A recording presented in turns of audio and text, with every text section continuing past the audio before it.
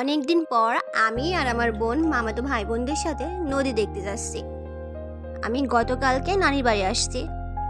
তো নানির বাড়ি আসলে আমি নদী দেখতে যাই, প্রত্যেকবারের মতো এবারও আমি নদী দেখতে যাচ্ছি।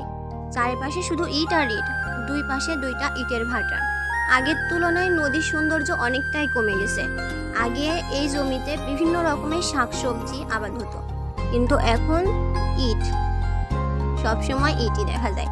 তবে এটারও একটা আলাদা সৌন্দর্য আছে, দেখতে বেশ মোটামুটি ভালোই লাগে। আর নানি বাড়িতে আসলে গ্রামকে ভালোভাবে উপভোগ করা যায়, কারণ এখানে সব একটা গ্রামে যা যা থাকার দরকার এখানে সব আছে। আর এই যে মাটির মধ্যে বসে আছে যে দেখতে পারছো, এটা হচ্ছে আমার আপুর ছেলে, আমার কিউট বাবাই। দেখতে সুন্দর হলেও ভারী দুষ্ট। এর সাথে দুষ্টামি করতে করতে আমি হাঁপিয়ে যাই, কিন্তু এর দুষ্টামি শেষ হয় না। আমি নদীতে আসবো তো নৌকা দেখবো না এমন তো হয় না।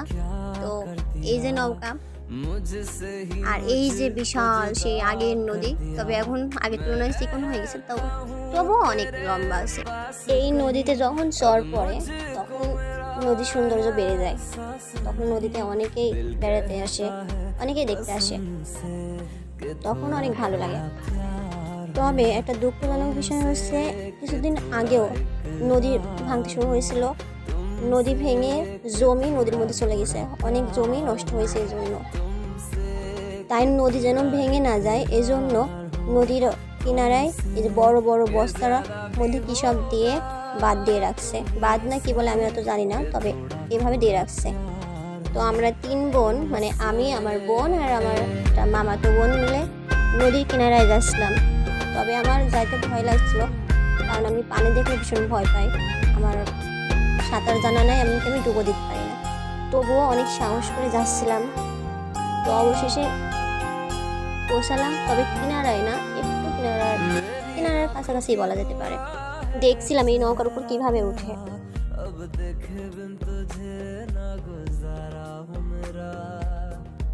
দেখতে ভালো লাগছিল, কিন্তু ভয় লাগছিল যে যদি পড়ে যায় তখন কি হবে, কারণ আমি তো সাঁতার জানি না। এদিকে আরেকটা নৌকা বালি ভর্তি করে নিয়ে আসছে কিনারা এসে থামার জন্য।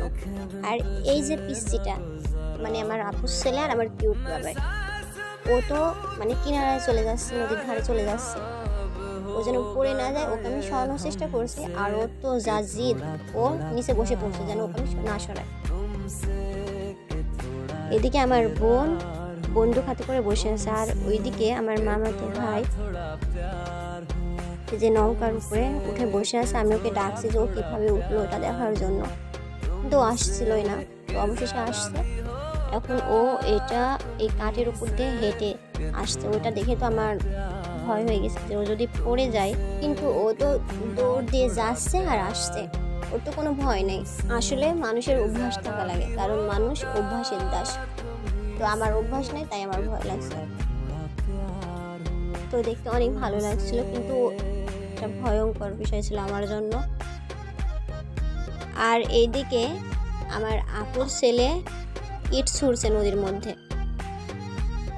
তো আমরা এবার সবাই মিলে চলে আসার পথে দেখলাম যে কিভাবে ইট বানাচ্ছে। অনেক ভালো আনন্দ করলাম নদী দেখতে এসে।